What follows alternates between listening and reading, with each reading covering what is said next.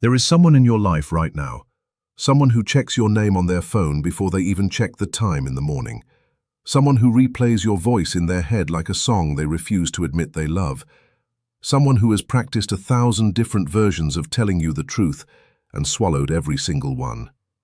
And you have no idea. That's not an accident. That's not coincidence.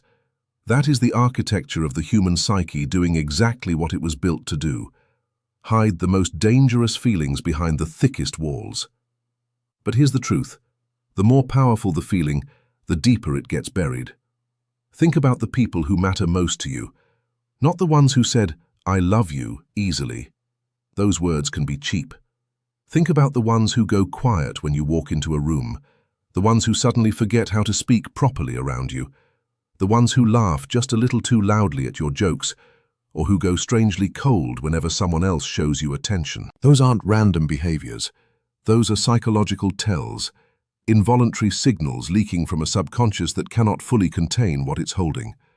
The mind is extraordinary at deception, but the body is a terrible liar, and this is where it gets dangerous, because what we feel most intensely is precisely what we are most motivated to suppress. Sigmund Freud mapped this territory over a century ago, and the geography hasn't changed. The things that threaten our sense of control, our sense of emotional safety, get pushed underground. Repression isn't weakness, it isn't dysfunction, it is the psyche's most elegant survival strategy. You take the thing that could destroy you, and you bury it so deep that even you stop believing it exists. But buried things do not die. They rot. They pressure. They push upward through cracks. Someone is cracking right now because of you. Most people don't see this. Most people are so consumed with performing indifference, with protecting themselves from the humiliation of wanting something they haven't been given permission to want, that they become experts at making their love invisible. They learn to show up for you as a friend, as a colleague, as someone who just happens to always be there. They normalize their own hunger. They tell themselves stories.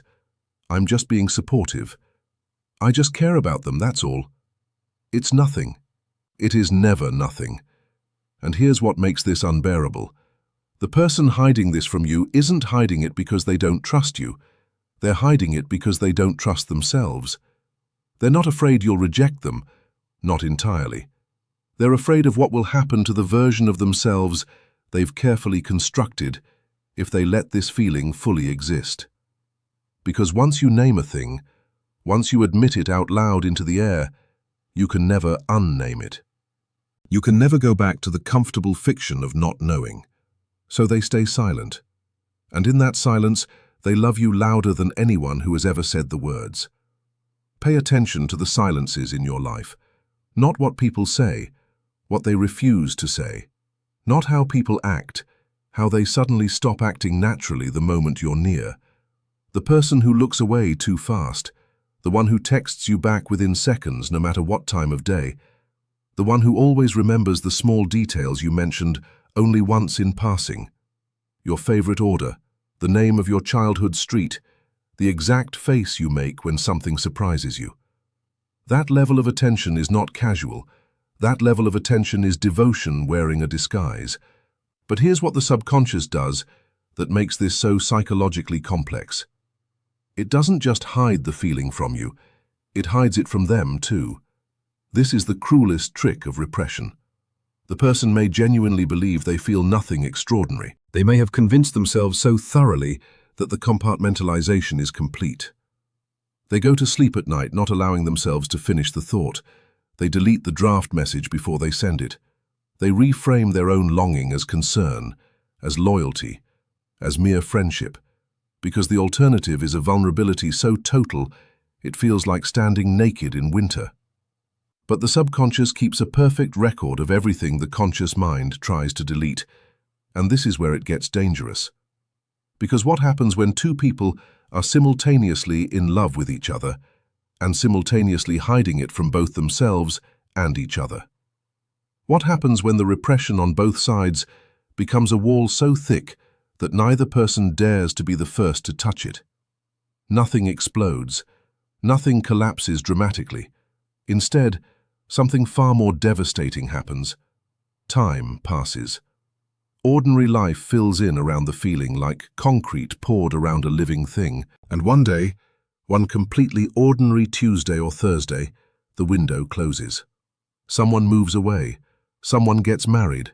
Someone gets tired of waiting for a sign that was always being given in a language they told themselves they didn't speak. And the love that was never admitted becomes the grief that can never be explained. You felt this, maybe not fully, maybe just at the edges. That strange ache when someone you thought you understood suddenly creates distance. That confusion when a connection that felt inevitable somehow never became anything. That moment when you look back and realize, with a clarity that arrives too late, exactly what was happening in all those careful silences. Someone is in that space with you right now. Not in the past, right now. And the question that should be pressing against your chest like a weight you cannot name is this: how long have you been doing the exact same thing to them? Here is the thing about hidden love that no one warns you about. It doesn't stay hidden, it transforms. And what it transforms into is often something so distorted, so unrecognizable from its original form, that the person carrying it has no idea what they're actually feeling anymore. They think they're angry, they think they're indifferent, they think they've moved on. But what they've actually done is become so sophisticated at converting one unbearable emotion into a dozen more manageable ones that their entire inner life has become a hall of mirrors, and they've lost track of which reflection is real. This is not weakness. This is the human psyche working at full capacity. And most people will go their entire lives without ever realizing it. But here's the truth. You can feel it in them. Even when they're hiding it perfectly, even when they've convinced themselves completely, something in you picks up the signal. Because human beings are wired to detect emotional resonance at a frequency far below conscious thought. You felt it, that electric, inexplicable tension with a person who, by every logical metric, should feel ordinary to you. The way a room changes density when they walk in, the way time distorts slightly in their presence, the way you catch yourself being more alive in the specific hour after you've spoken to them. That's not imagination. That's two subconscious systems recognizing each other across the static of everything they've been taught to suppress. And this is where it gets dangerous, because if both people feel it, and both people hide it, what's actually happening in the space between them?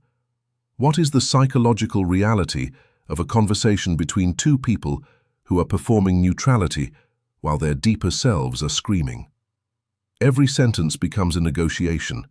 Every word choice carries subtext neither person fully understands. Every piece of casual body language is simultaneously broadcasted as a signal and desperately monitored for a response. It's exhausting, and it's addictive. Because there is a part of the human psychology, and this is where it gets genuinely uncomfortable, that prefers the tension of almost to the vulnerability of actually. The chase, the almost, the nearly said and nearly done, these things are psychologically safer than the moment of complete exposure. Because in the almost, you can still retreat. You can still tell yourself the story where you chose not to, where you could have at any moment, but decided it wasn't the right time. That story is a lie, and somewhere inside you, you know it. Most people don't see this. Most people would rather sustain an emotional fiction for years than face 3 seconds of pure, undefended truth. The 3 seconds it would take to say, what is actually happening between us? The 3 seconds it would take to stop performing, to stop translating every real feeling into something safer, to just exist, uncoded, in front of another person. 3 seconds. And most people never find them. Now here is where I want you to really sit with something uncomfortable. Think about someone in your life who seems to care about you more than the label of your relationship seems to warrant. More than a friend would. More than a colleague would. More than the casual designation you've both silently agreed on. Think about what you do with that knowledge. Not consciously, not what you decide. What you do with it instinctively. Do you lean into it? Or do you protect both of you by pretending you haven't noticed? Because here's the hidden truth about this dynamic. You are not innocent in it. The person hiding their love from you? They're hiding it in part because you've given them permission to. Not intentionally, not cruelly, but through every carefully managed piece of your behavior, you've constructed an environment where the feeling cannot be safely spoken. You've built your relationship on a foundation of controlled ambiguity, where both of you can care, can connect, can be more to each other than the words would suggest, while never having to put anything at risk. And you did this because vulnerability is terrifying, not just for them, for you. This is where Freud's concept of the unconscious becomes genuinely confronting, because we like to imagine ourselves as the protagonist of our own emotional story, the one who is simply waiting for clarity, waiting for someone to make things clear. But the truth is more complicated and far less flattering. We are often the co-architects of the very ambiguity that torments us. We send mixed signals not out of manipulation, but out of the genuine contradiction that lives inside us, the part that wants to be chosen, fighting constantly with the part that is terrified of what being chosen actually demands. Being chosen means being seen, fully, without armor, and that is a level of nakedness that the psyche will do almost anything to avoid. Here is what repression actually looks like in real time, not in therapy textbooks, but in the texture of ordinary life.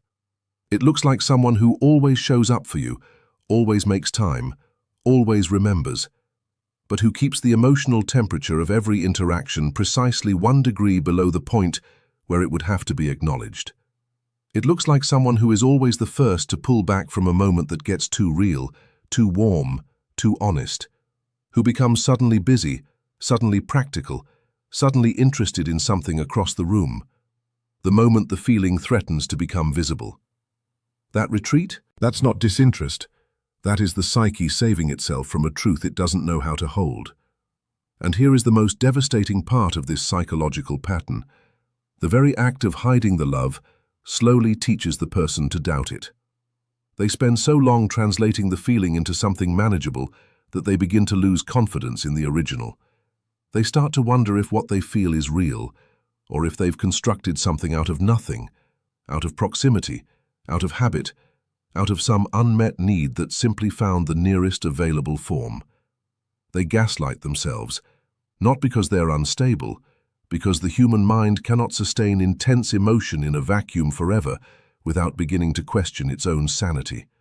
So the love gets reclassified, renamed, managed, and one day it presents itself to them as something entirely unrecognizable, as irritation, as excessive loyalty, as obsessive concern, as the need to know everything you're doing without ever quite knowing why. It becomes possessiveness that they apologize for but can't stop.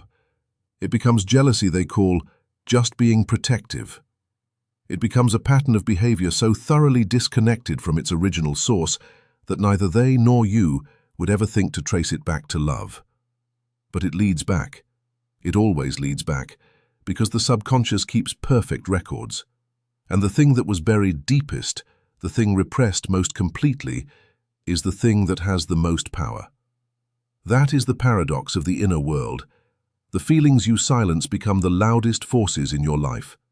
They shape every decision, they architect every relationship, they determine with surgical precision who you allow yourself to get close to and who you keep at exactly the distance that keeps you safe from having to feel the full weight of what you actually feel.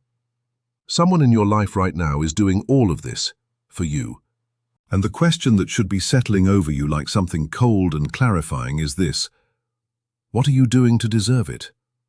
Not in the sense of worthiness, you are worthy, that is not what this is about, but in the sense of awareness, in the sense of honesty, in the sense of being someone who looks at the people around them with enough courage to see what is actually being offered, instead of what is convenient to pretend is there. Because the greatest tragedy isn't unrequited love. The greatest tragedy is love that is perfectly requited, but never discovered. Two people standing on either side of the same wall, pressing their hands flat against the stone, convinced they are completely alone. Let me show you something about yourself that you are probably not going to enjoy seeing. You have a pattern. Not a flaw, a pattern, a deeply ingrained subconscious strategy for managing the terror of intimacy that has been operating inside you since long before you had the vocabulary to name it. And this pattern is not random. It was built brick by brick from every experience you ever had where being too open, too wanting, too needing, too present with your real feelings resulted in something that hurt you. You learned early. The psyche always learns early. You learned that needing something gives the world leverage over you. You learned that wanting something visibly is the fastest way to make yourself ridiculous or to invite disappointment that you could have avoided if only you had wanted less. And so, with the elegant brutality of the child's survival instinct, you built your walls. You developed your controls. You mastered the art of caring while appearing not to care too much, of being present while preserving just enough distance to retreat without total loss. And you became very good at this, dangerously good. So good that sometimes even you don't know what you actually feel anymore, because feeling it fully would require tearing down the very architecture that has kept you functional. And the psyche will not dismantle its own defenses without an extraordinary amount of pressure. It fights back. It creates narratives. It invents reasons why the wall is reasonable, why the distance is appropriate, why this particular feeling doesn't need to be examined too closely right now. But here's the truth. The wall is not protecting you from hurt. It is protecting you from depth. And there is a difference between those two things that most people never let themselves understand. This is where it gets dangerous, because the person who loves you more than they admit, they have the same walls, built from the same raw material, disappointment, exposure, the particular shame of having wanted something that felt too large for the container of who they were told they were allowed to be. And the two of you are now caught in a psychological deadlock that neither of you created consciously, that neither of you is maintaining deliberately, but that both of you are sustaining with every carefully calibrated interaction you have. Think about the last time something real almost happened between you. Not a dramatic confrontation, something smaller. A pause that lasted a second longer than it needed to. A sentence that started going somewhere and then turned back on itself. A moment of eye contact that should have been ordinary but wasn't, that held something neither of you reached for. You felt it. You know you felt it. And you both let it pass. Why? Not because the feeling wasn't real, but because the feeling was too real, and real feelings at full volume are weapons that cut in both directions.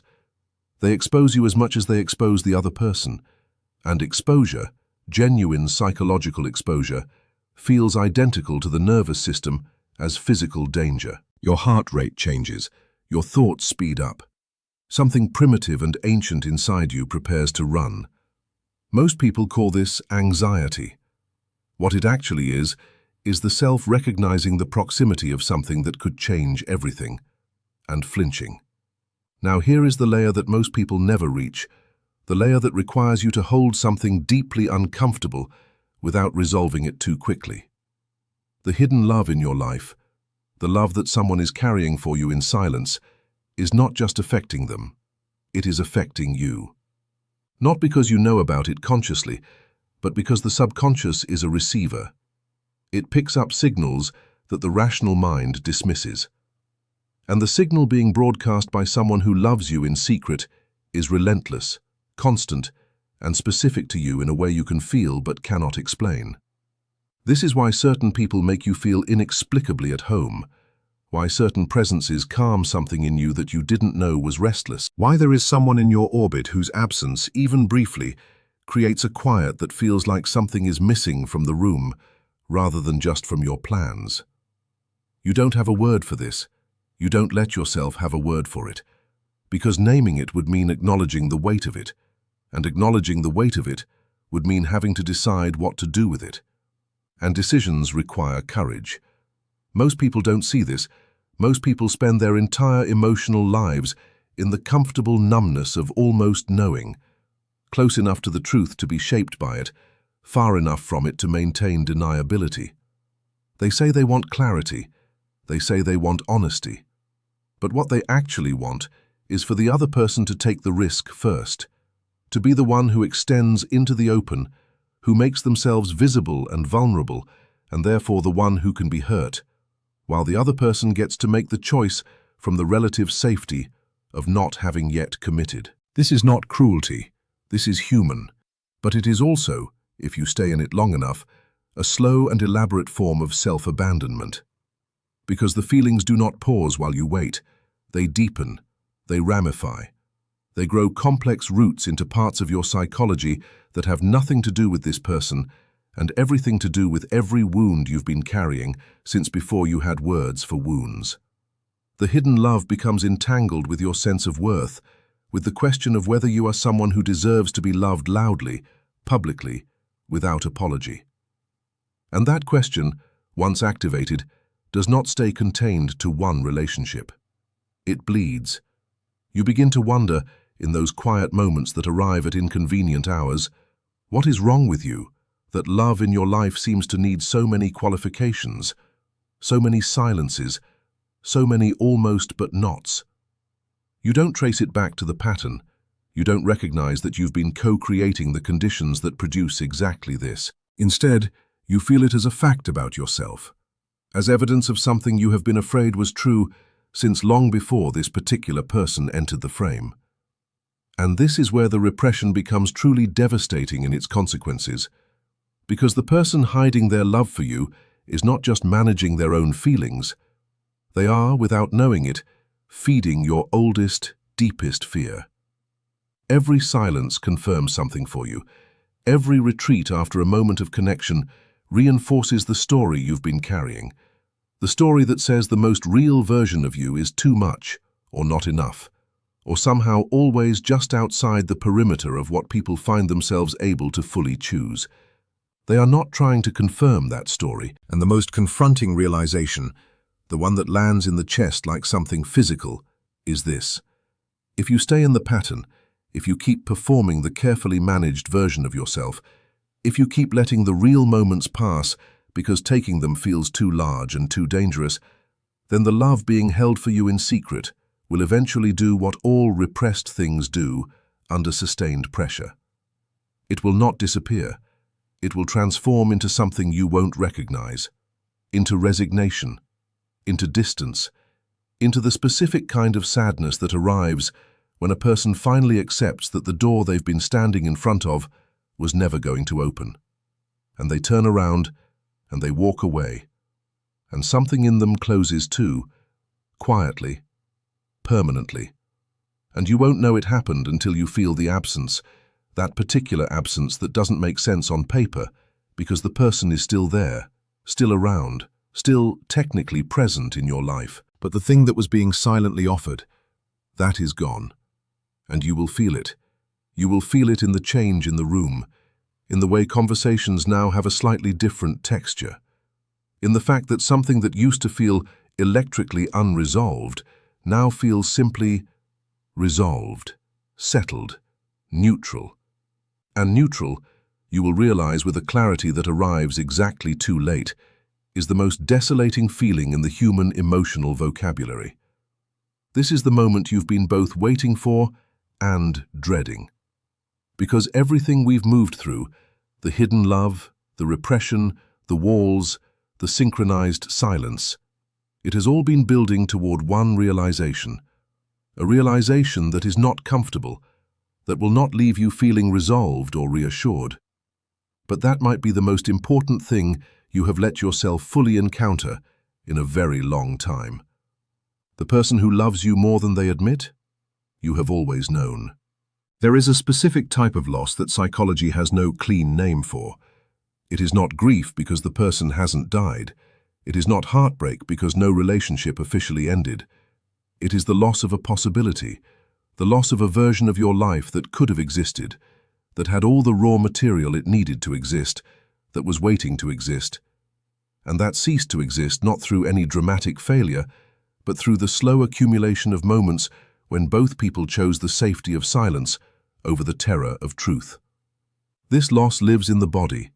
It arrives at odd hours, in the middle of something completely unrelated, in the quiet after a conversation that somehow felt empty despite being perfectly pleasant, in the particular heaviness of a night that should be fine but isn't.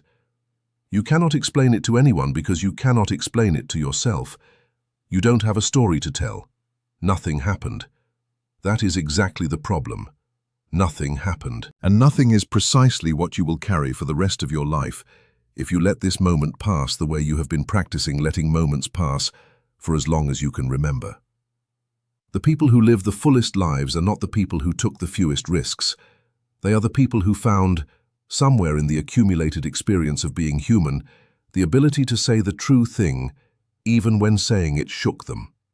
To reach toward what they actually wanted, even when reaching exposed them. To believe, against all the evidence the frightened mind assembles, that being fully known is worth the price of full visibility.